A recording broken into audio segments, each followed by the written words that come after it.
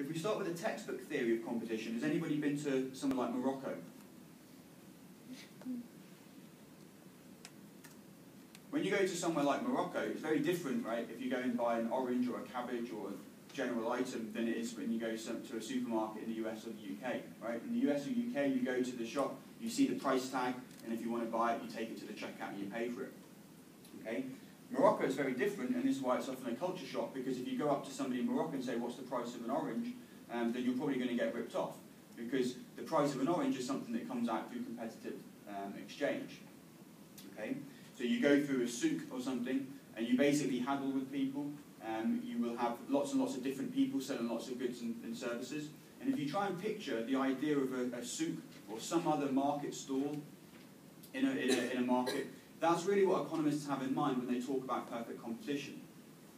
Okay? You think about that, you walk through this stall, you will see that there's lots and lots of buyers that all converge into this one place. There's lots and lots of sellers. They're all selling pretty much the same thing. There's very little product differentiation between what the oranges are in one stall and the oranges are to the stall next to it. There's free entry into the market. It's very easy if you wanted to sell oranges to set up a stall and to start selling them. It's very easy if you didn't want to sell them anymore for you to kind of pack up your shop and to leave the market. And also, another assumption of perfect competition is that there's perfect information on the part of the buyers or sellers. In other words, you know where the sellers of the oranges are, you know where they're located, and you can go and you can find them, and similarly the sellers know where the buyers are going to come to. When we think about that type of market, that's really what economists have in mind when they talk about things like perfect competition. Okay, those assumptions of perfect competition, that there's an infinite number of buyers and sellers, that there's free entry and exit into the market, that there's a homogeneous commodity, are very similar to markets that we may find in some places. But when we take them from what seems to be a well-functioning market and to turn it into kind of a theoretical apparatus, what we're doing is we're creating idealized conditions. The real problem at the heart of competition theory is taking those idealized conditions and using them as a real-world benchmark. Okay? Now, it's tempting to use these as a benchmark because in the economic theory of perfect competition, in other words, when all of these perfect competition characteristics hold, we can make some important implications. Those implications are that the market is efficient. I'm not going to go into too much detail, but if you have a wide availability of substitute goods, in other words, all of the goods are very similar to one another, then we'd expect competitive behaviour to bid down the market clearing price. In other words, in perfect competition, we expect price to equal marginal cost. Also, we have a system of free entry and exit, then if firms make a profit, then that's a signal for other firms to come in and to compete their profit away. Similarly, if firms are making a loss, then they're going to go out of business and leave the market. If this is happening, we'd expect average revenues to equal average costs, and for firms to produce at the minimum of their average cost curves.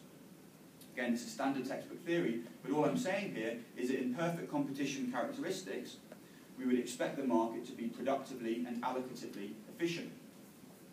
Okay, I'll make a little note. So we expect productive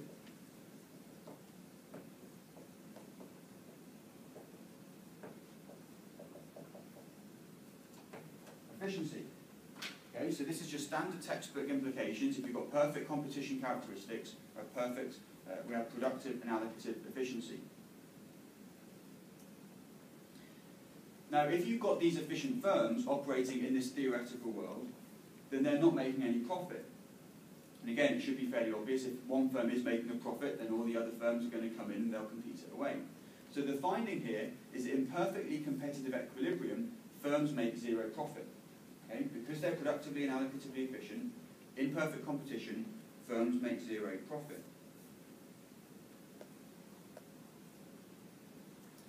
The implication of this is that if you observe in the real world a firm that does make profit, then it's not perfectly competitive. Okay? And if your efficiency characteristics come from perfect competition, the implication is that it's not efficient. Okay? So just to summarize, in perfectly competitive equilibrium, firms make zero profit. Therefore, if you observe profit in the real world, it's telling you that the market is not perfectly competitive, but But according to our textbook theory, it's telling us that the market's not efficient.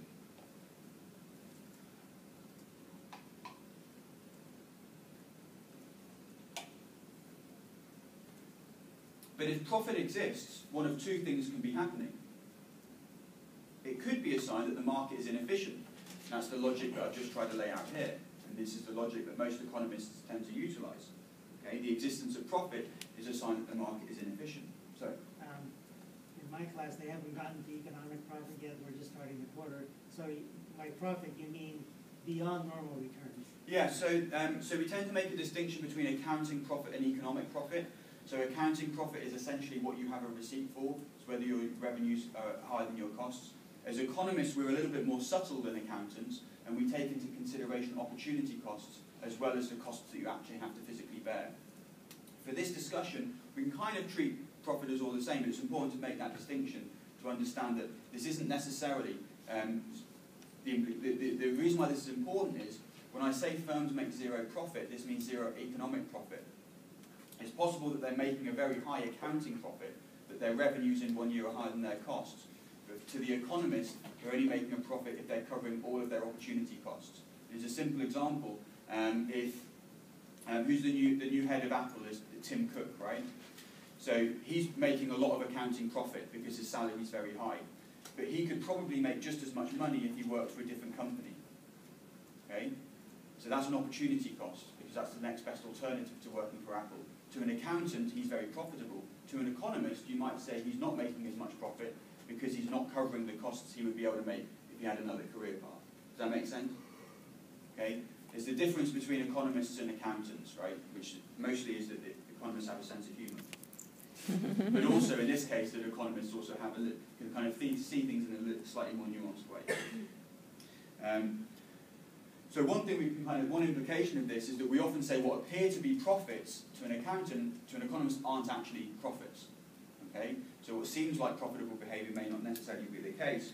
But if profit does exist, either it means the market is inefficient, or, remember, this all stems from the assumption that we're in perfectly competitive equilibrium. So if profit exists, either the market is inefficient, or we're not in equilibrium. Okay? If profit exists, either the market is inefficient or we're in disequilibrium. And really what I'm focusing on now is the idea that we live in a world of disequilibrium, and this is the framework of the lens that we should utilise rather than the efficiency one.